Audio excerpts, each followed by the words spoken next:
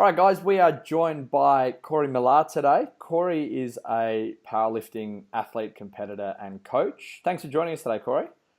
Yeah, my pleasure. So for those people who don't know you or who maybe haven't been exposed to your sort of methodologies and training in the past, can you give us a bit of background on yourself as an athlete and as a coach, please? Yeah, sure. So, I specialize primarily in powerlifting. I've been powerlifting now myself for about 9 years. When I began powerlifting was when I sort of graduated out of TAFE, Cert 3-4 fitness, so became the standard personal trainer. From there, I quickly discovered that there's a bunch of personal trainers everywhere, and they're all trying to do the same thing. So I need to try and differentiate myself somewhere. And I sort of thought, I'm starting this powerlifting thing. I've just begun as a paid trainer. Why don't I try and tie these two loves together? And so that's what I did. And it started out as I was women's strength training, so working with predominantly ladies to improve their strength and well-being. One, because I found they listen better and they don't bring too much ego and pride to the door. And two, they had money, so they paid. They were consistent, and which I really like. And as someone who's looking for an income, that was important at the time. As I've sort of progressed and the years have gone on, I've sort of strayed away from using it as a primary source of income, and so it's become more and more of just a passion, just something that I do to improve my own athletic ability, and then the athletes underneath me that I coach. So at the moment, most of the stuff I do is powerlifting based, but in the past I've worked with swimmers, MMA fighters, jiu-jitsuists, track and field runners, football players, soccer players, rugby players. I've worked with female sporting teams. You name it. I've sort of worked with it. I've worked with people from the ages of 5 years old all the way up to 65 plus, both men and women. So I've had a vast array of people to work with, and because of that, I've seen a lot of different movement patterns. I've seen a lot of different things pop up in people's inability or ability to overcome. And so from there, it's just like I like to call it like a massive tool chest that I can pull upon for individual circumstances where they arise. Yeah, great. I know you've actually spent a lot of time on the platform yourself as well. Give us a rundown of some of your results as an athlete there. I mean, numbers, results, talk us through it. Sure. So currently I've been on the powerlifting platform 25 times. I know when we signed up for the athlete camp, I'd done 23, but we've since had a couple more. So we had the recent state championships where I took gold in the 75 kilo division. Historically, I started off in the 75s. Then I started putting on weight, went up to the 82s, went up to the 90s. I even managed to compete in the hundreds at one point. I was a pretty light 100, being around 90.8 or something.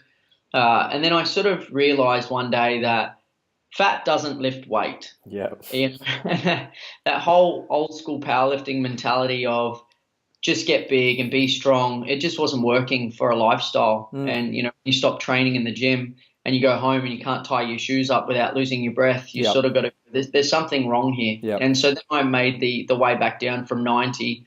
And now traditionally I'll compete at 67.5 kilos, fairly lean, having abdominals, which for a powerlifter is not always common. But my best numbers to date are 215 on the squat.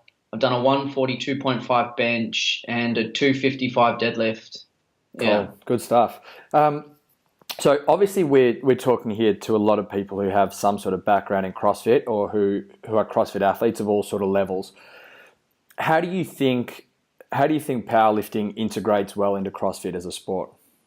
Sure. So I think powerlifting, it integrates not only into CrossFit well, but most sports well, just because powerlifting, it tests absolute strength. So it minimizes variables from other strength sports that you might recognize, like weightlifting or strongman or arm wrestling or anything like that. And it brings them to their bare basics of up, down in a couple of different fields, being the squat, the bench, and the deadlift. Knowing where your absolute strength lies as a CrossFitter, I think is an important tool because it gives you a baseline to work programming off. It gives you the potential to work around sort of proper execution of movements based upon where your 1 rep maximum may break down. And so recognizing weaknesses as an athlete that's trying to get better is probably a big priority, because how can you get better as an athlete if you don't know where you're deficient as an athlete? So it becomes a diagnostic tool as well, effectively, doesn't it? Yeah, exactly. It creates, it creates a good mile marker in terms of your progress. It gives you something to strive for. It's a measurable thing that can be changed. You squat 100 this week and your goal is to squat 110 next week. Now your goal setting just within I just want to be stronger. Yeah. And so powerlifting allows for that as well, which is pretty cool. Yeah. I know you've spent time, as you say, around a lot of different athletes, but you have done some work with CrossFitters and stuff in the past. From what you've seen of CrossFitters, both from the inside and the outside, what do you think is the biggest thing as a group generally that they neglect, or maybe that they're not doing that they should be doing?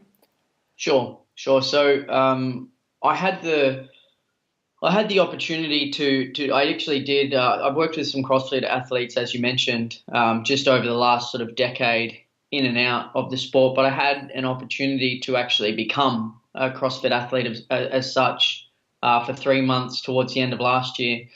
And so the vantage point that I had from there, I'd say the single biggest neglect that I see is often the closed-mindedness that some CrossFit athletes can develop. And I say that in a respect of closed-mindedness in that unless the CrossFit coach says this is how it's done, they can often fail to recognize, well, an expert on dieting may not necessarily be a dietitian, but a bodybuilder, or an expert on, moving really quickly with heavy load might not be a CrossFit athlete, but a strongman, or just someone, I think, and this is just because of, the evolution of CrossFit, and we're getting there slowly, but probably the closed-mindedness. Another one that you could look at would be sort of food, nutrition, supplementation, and just where that fits into their protocols and stuff. I find you either get people that they're on either extreme of the spectrum, or nothing. There's no middle ground in between, and so I think that's just out of uninformedness. And, just maybe being scared to throw themselves out there as being a learner again. But that's probably the biggest tool that CrossFitters have, is because they are trying to be the best at everything all at once, being the fittest person on earth. They're always going to be a student. They're always learning, how do I get better? And so there comes a certain level of humility with that, but that's probably a character trait as well. Is there a path forward that you can see to help to change this closed-mindedness and become more open-minded? I mean, are there any strategies that you can see that people could take, any paths they could take to be more sort of lifelong learners in this respect? Yeah, sure. And I think a lot of that comes back to maybe identifying where their weaknesses are as an athlete. And if you're doing a competitive CrossFit competition and you lose at something, or you don't do as well as maybe you thought you would have done, having a look at, well, what is that something? And then going, okay, did I lose on that because it was a technical mistake, just chance, or was I actually deficient in some area that I can work on? And if so, how do I integrate that into my CrossFit training, which they'll be doing anyway with their coach? But then furthermore to that, who would be the foremost expert in that field of whatever I did? So, in the WOD, they might have a deadlift ladder or something. You would, of course, go back to your CrossFit coach and go, hey, what did I do wrong? How can I improve? And if the coach responded with something like, look, man, your deadlift is it's weak, or it could be better, then I would turn around and go, who are the strongest deadlifters? And you might then seek out powerlifting advice specifically, and you go to that with an open mind going, okay, the powerlifter is going to show me how to do this from his perspective of competition. I need to take that and apply it to my CrossFit competition, which may often have slight differences. But again, throwing that tool in the toolbox and knowing when to use it and how to use it. I think there's a real opportunity there for athletes to use this style of training because it is so varied. It's a bit of a science experiment on themselves. I mean, there's so much hypothesis, test, then results, then rehypothesize, that people can be getting constant feedback from what they're doing. And I think there are so many lessons in there, as you say, that if there are deficiencies in certain areas, then part of that, okay, let's try and shuffle around what we're doing, comes from seeking out experts in their field. Yeah. Cool. How would a CrossFitter benefit from powerlifting more? Yeah, so if a CrossFitter, for example, went through a season of greater emphasis on powerlifting with their programming, they would better be able to understand their efficiencies and strengths. So they would quickly identify, oh, geez, I'm actually a really good deadlifter. But within that identification of where their strength is, they'd also be able to see some deficiencies and weaknesses, and then begin to effectively correct those. And you would recognize whether they're being effectively corrected or not, because the numbers will either stagnate or continue to go up. It's very easy to measure. Yeah, and powerlifting, I think I'm quite lucky in terms of, being the subject matter expert on powerlifting, because I think it lends its hand quite well to CrossFit, as does weightlifting and strongman and the other athlete expert matters that we have. But yeah, it's a really easy, simple way for you to monitor variables, for you to be encouraged by those variables, and then recognize weaknesses that need to be changed. And then it's just a matter of going, was it technical or was it a strength deficiency? And depending on which one of those two errors you can find within your squat, bench, dead, from a CrossFit perspective, it'll be very easy to apply yourself further on and make training according to that. Yeah. I'm interested to hear your thoughts on how we would actually incorporate this into training, because I think one of the issues that a lot of sort of multidiscipline sports people have is that because they're trying to improve so much, it almost becomes a matter of programming adds more on top of more on top of more, and eventually they're doing so much, either A, they're overtraining, B, the quality drops. So how can we take a CrossFit athlete who's training for, let's say, 2 hours a day? How can we take this athlete training for 2 hours a day, incorporate more powerlifting and strength work into what they're doing, and not then say, well, now we have to train for 3 hours a day? How can we make the programming more efficient while still including the powerlifting? Yeah. And a great question. I think a good recognition of a common problem as well. People often find themselves lacking in something, and rather than taking into consideration the recovery of where they're at now, or the nutrition, or just their time in their life, they go, let's just add more. And then something, like you said, gives in. It breaks, yeah. Probably the biggest way to add powerlifting into a CrossFitters program, again, it becomes very individual, because you first got to recognize, why is your squat, bench, or deadlift not to where you want it? What is the goal? And are you missing that goal due to a technical inefficiency, or you just want to get strong? So we'll take the technical inefficiency.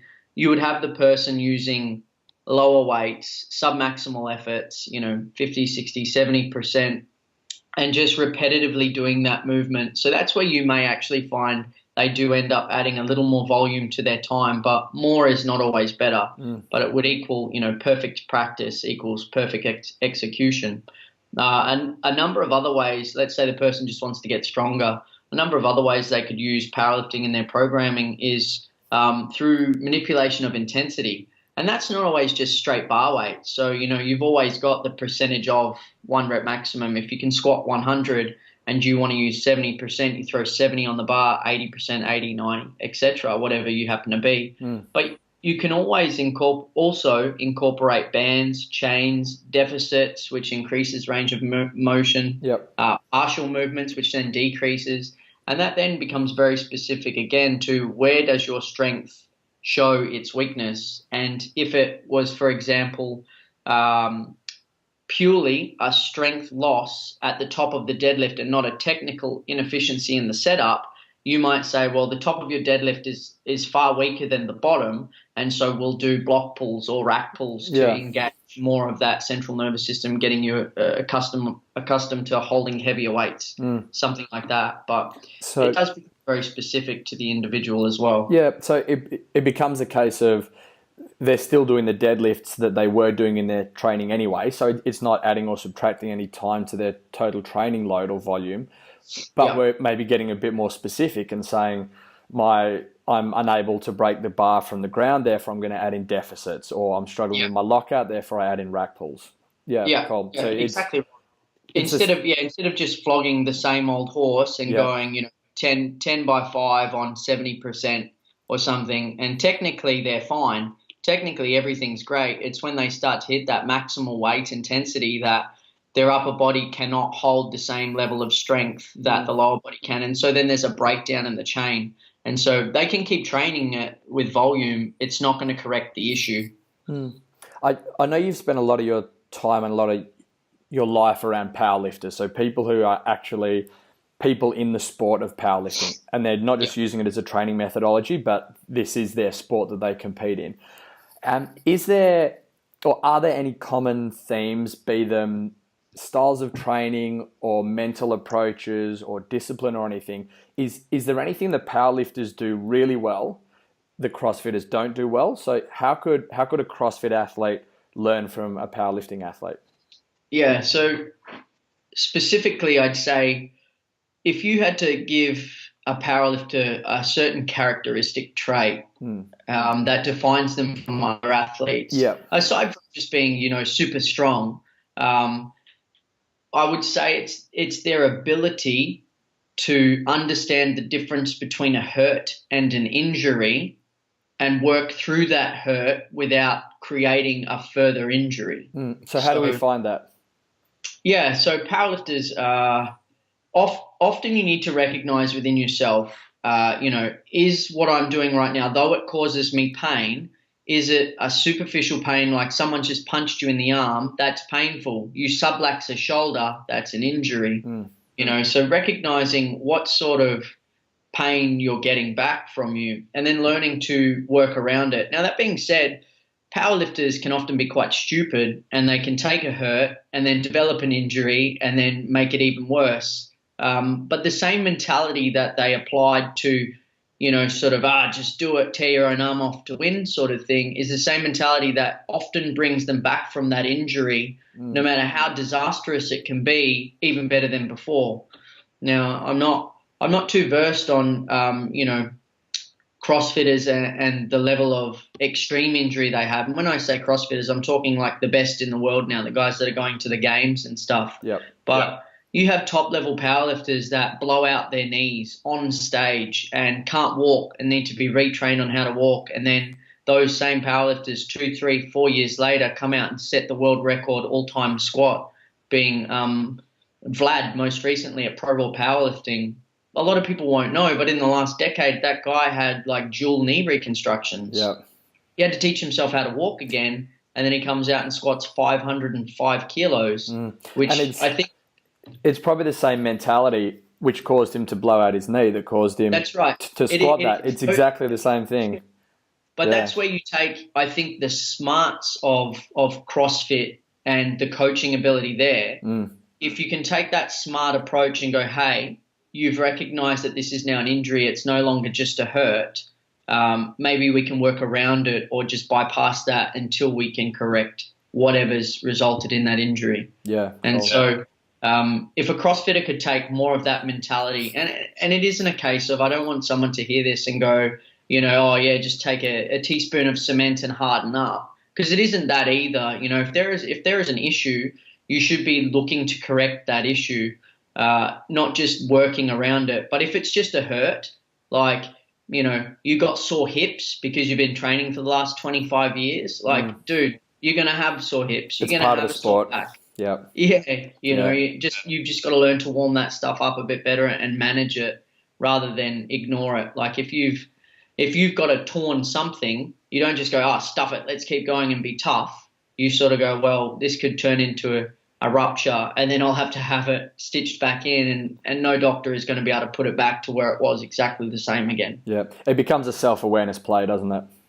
It does, and I think, how do you teach yourself as an athlete to do that? I think Rich Froning once said it, and look, I could be entirely wrong, but it was definitely a CrossFitter.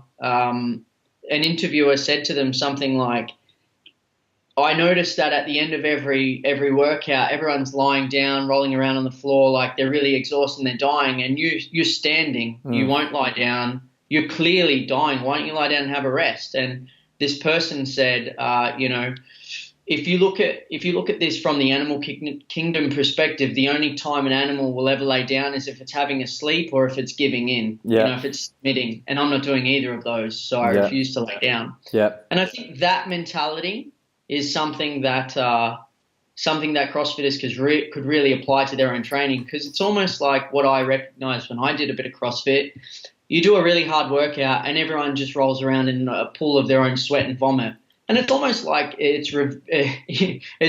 That's what everyone does. It's really cool. It's like if you just stand up and sort of suck it up for a little bit, you will develop a mental strength that is stronger to get you through some harder times later on. Yeah, I like it. I think it was Miko Salo who said that, the Finnish athlete. Yeah. No, it's a good one, and you can build that mental resilience just by training it. I mean, if you want to get good at squats, you do squats.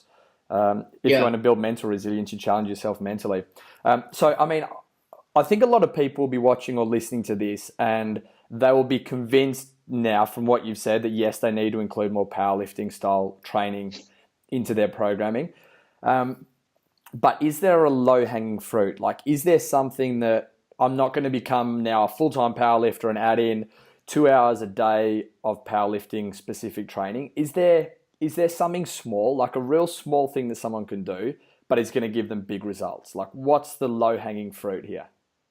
Yeah, sure. So more often than not, if you meet someone in the gym and they recognize themselves as a powerlifter, more often than not, what they're getting at is they like to test their maximums all the time. And I'd say, the first thing you want to do is if you want to increase your ability to lift more weight regularly, then don't do it regularly. So don't test your 1 rep maximums or 2 rep maximums or 3 rep maximums. Don't test your rep maximums every opportunity you get, because it's the worst way to improve them. So test them every so often, but then use that test as a way to go, well, those were the weaknesses, and this is how I'm going to work on those specific weaknesses. And now I'm going to go back to the drawing board based on that little experiment. Yeah, exactly right. I think all too often, because powerlifting is the sport of measuring absolute strength across the squat, bench, and dead, we often get carried away with trying to get these minuscule PRs of, well, I deadlifted, 200 yesterday, so I want to do 202 and a half today, and then 205 the next day, is where if they just sort of went, well, I deadlifted 200 today, now let's go back and we'll do XYZ working on whatever the weakness was, and then in 3-4 weeks' time they deadlift 215. It's a much better way of moving forward than had they just kept trying to max out all the time. Yeah, one way or another. I think after you, mate. Sorry, after you. I was going to say, I want to be able to give the athletes the secret, like, what movement can they do that's bang for buck. I'm going to say, just to give it a name, and look, I'm not too sure where I sit on these things properly anymore in terms of high bar, mid bar, and low bar squatting. But for lack of a better term, I'll use those terms. I think if you use a low bar, maybe pause box squatting for a time, you'll see a huge benefit carryover into the rest of your squat styles and even the deadlift. More often than not, I think CrossFit athletes do the deadlift to improve strength or to test it at least. In the short term, thinking that that's going to be best bang for buck. The squat will transfer more to the deadlift than the deadlift will to the squat. Yeah. I think a lot of time people take this concept of specificity too far, where they'll say, I need a better deadlift, therefore I deadlift more. And if you look at a weightlifting style back squat, a high bar back squat, and a deadlift, probably where those two movements overlap is with a low bar, either a box squat or just a standard low bar back squat. And I think by doing that, as you say, you're going to improve your low bar back squat in its own right, but you'll also get this carryover effect, and a carryover effect that you don't necessarily get from front squat to a conventional deadlift, for example. Yeah. I think the one thing, I've said this for a long time, and look, it could be another quote that I'm going to rip off someone else, but for all intents and purposes, I feel I've come up with it. But if you have two equally skilled athletes, and the only thing aside from chance that will separate them on the playing field is strength. So if you can get stronger in anything you do, you will be better. Yep. So again, you have two equally skilled athletes. The only thing that will separate them, aside from chance, is strength. Yeah. A stronger athlete is never going to be, being strong is never a weakness, and that's a rip off from Mark Bell. Yeah. So if strength is such an important element, therefore it's something that we want to train, and it's something that we want to test.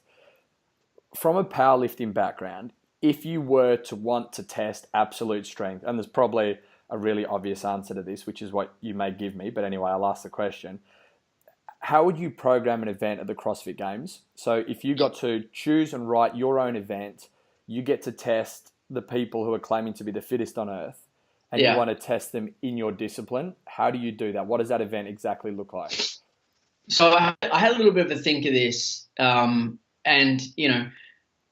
first and foremost, what I'll say is bench pressing is not common enough in CrossFit for me to have picked it. So it's not on the table. But, if you ever announce yourself as being someone that trains in the gym and is strong, most of the time the first question you get from an uninformed person is, well, how much do you bench? Yeah. So that, whilst being one of the most obvious, I don't feel it applies at all to CrossFit in the larger half. But the pure fact that you feel that it doesn't apply to CrossFit, and the fact that it's not being utilized enough, is maybe that a good argument to say, well, that's what we're going to put in, because we're trying to not necessarily say, well, let's test them on stuff they're good at, but let's expose stuff that they're not good at. Yeah. And that's where you could. This isn't the answer that I've got written down, but maybe we'll go off into this rabbit hole. Yeah, they test at the NFL Combine. They test athletes based upon their strength with a bench press of like 225 pounds and how many reps can you do. I think that's a phenomenal test. There's obviously a lot of variables to that test where you just go, it's just missing so much technical proficiency or whatever else, but they're honestly just testing maximal strength endurance with, it's not a lightweight, 225 pounds, 100 kilos for a bench press is sort of like that midway range of any normal person. For some it's only a dream, and for others it's like, I can handle that weight, no problems. So the bench press is a good one that I would like to see being introduced into CrossFit more.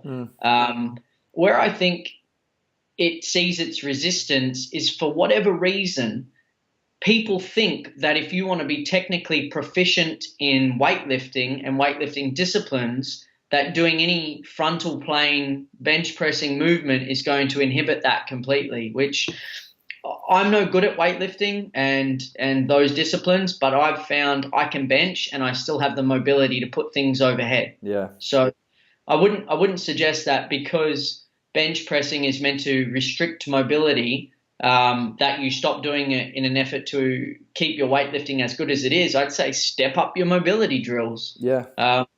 But that the answer that I did have, what would be an awesome thing that I'd like to see in a CrossFit comp? Yeah, would be squats tested to a traditional max under like powerlifting rules, and then you would move straight into a deadlift ladder.